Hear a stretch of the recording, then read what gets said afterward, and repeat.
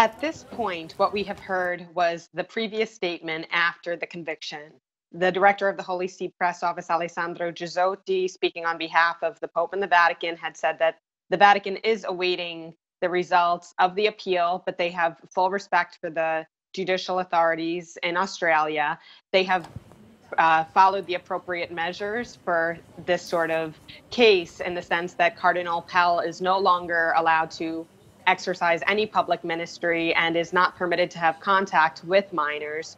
So they have expressed that they're on the side of the victims. They are awaiting the appeal, but they have started an internal church investigation. And depending on what the outcomes will be of the appeal, we've seen recently a precedent with an influential ex-American cardinal, Theodore McCarrick, who, after being found guilty of having accused minors himself, was also removed from the clerical state. So he's not even a priest. He's no longer obviously a cardinal.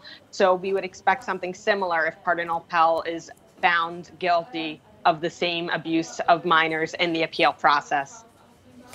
Deborah, we've seen, last month Pope Francis holding a sort of summit to try to rectify and address these problems. They just keep coming out. They are in the news all the time.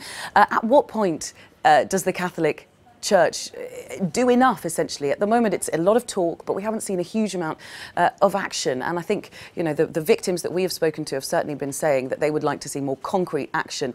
Is that a failing in the Catholic Church? It's something that definitely needs to continue the process. There's still much to be done. That summit was a starting point. It's very important that all of the countries around the world also get on the same page. The church has expressed that it will cooperate with civil authorities as much as possible. But what people really want to see is full accountability of bishops especially. So we know that measures are being taken. And generally, it will be contingent upon what the civil authorities decide, as is the case with Cardinal Pell. If he's found guilty in the appeal, he'll likely be defrocked, no longer a priest within the church. But victims obviously would have expressed that for them, it's very important that anyone who abuses or covers up is also removed from the clerical state.